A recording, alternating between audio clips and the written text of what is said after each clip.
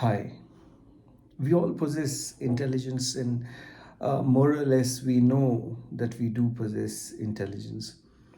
We use the power of intelligence in the field of our work, in the field of our study or academics. We involve intelligence in our relationships, in even bringing about a sense of emotional stability.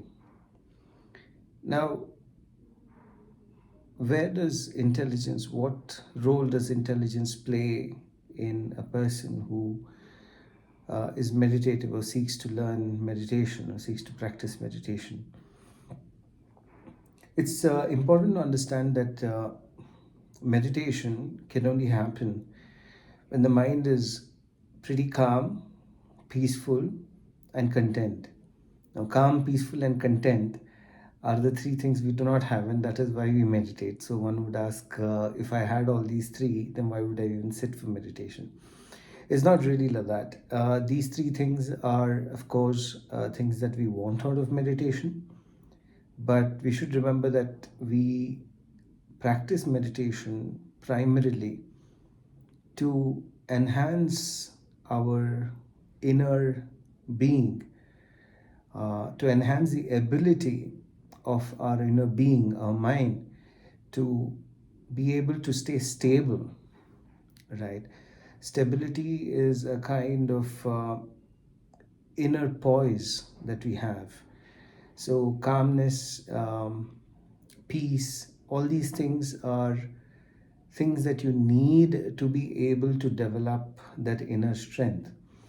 Now, when I say that you need calmness, poise, uh, a kind of serene mind when you meditate, I do not mean that you have to have it all the time, because you will be faced with circumstances and um, even environments that are not conducive for you keeping your peace or a sense of happiness within you.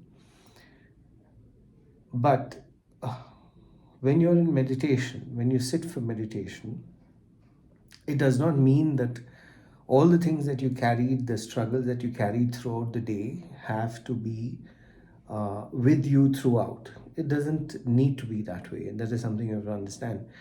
You can move yourself out of a very turbulent state of mind using meditation, right? You should remember that the energies of frustration, anger, anxiety are not like something that has been painted on your face. Like, you can't remove the paint. It isn't like that. It is more like a powder, or even colors of holy on your face, right? They stick, they feel, when you look at it, it feels like it's there, but it can be removed. Likewise, the thoughts that we carry are not thoughts that are going to stick to us. In fact, they're vibrations, very strong vibrations. And when these vibrations are at its peak, it is also telling us that it wants to be resolved, and it can be resolved, right? So, your intelligence is in trying to understand that whatever you go through in your day's experience is not something that has to stick to, especially that has to stick to you, especially when you go to the phases of meditation within yourself. In meditation, as you calm your mind down through the various processes of breathing techniques and the techniques that are generally there in meditation, like, you can't really sit for meditation and calm yourself down at the word go, right? You can't do it immediately. It is a process of calming the body and mind, right? Kaya and chitta, as we call it. It is a process, and you will see that the thoughts related to your frustration or anger or anxiety will remain, but the energy around it that vibrates through your body will calm down, right?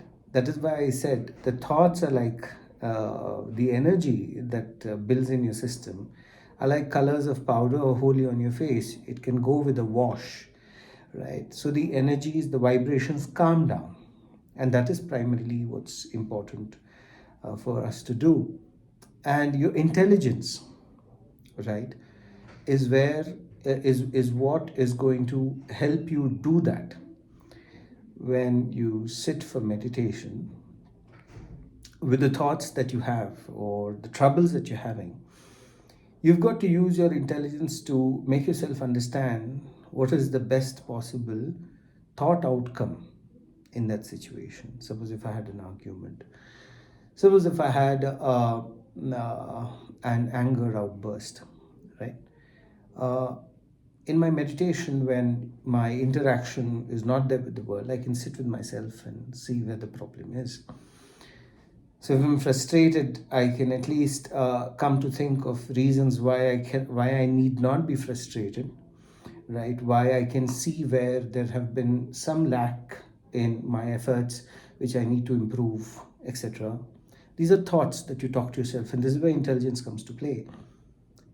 Or if you had an anger outburst, right? More often than not, the dialogues that you wish to have in any situation, in an anger-filled environment, is that you would like to put your points across, right? But because the ego doesn't allow, and anger is so intrinsic to our emotions that they come out first before the logical understanding is available. So in meditation, you can actually have that dialogue, right? It's a different thing that in real time, you are not able to express your thoughts with coolness. That's fine, right? But the more you practice the dialogue within yourself in meditation, of how you would look at an anger-filled situation, how would you talk to yourself, the mind starts to learn. It's better than not having that dialogue at all. And you will see that as you learn to be kind to yourself uh, under oppressing situations, where you oppress yourself owing to certain reactions outside, you learn to have confidence in yourself, and that confidence one day is going to play out in your reaction to this world. Now, this is where intelligence comes in, right? And I'm not talking about intelligence external to the world, I'm talking about intelligence used in meditation, right? We use intelligence everywhere, but to use the intelligence with our own minds and the thoughts that are associated to our mind, to calm them down, to reason it out, to logically make sense out of it, to give it confidence, to make it to make the thoughts feel like that they have a solution, and to give yourself the encouragement that you're going to see through the solution, are all highly intelligent expressions of our being, and they're the ones that facilitate meditation within. And slowly the vibration starts to calm down, and as your mind starts to get accustomed to the idea of calming down, it will also uh, build an impression within your energies, that whenever your energies do flare up, your mind also knows that there is a vibrational energy that can calm down as well. So this is like a counter vibrational energy. But all this is done with the intelligent understanding of sitting with your mind, sitting with your issues, sitting with your thoughts, and then trying to come to a place of calm and poise. So this is what I wanted to share. Thank you.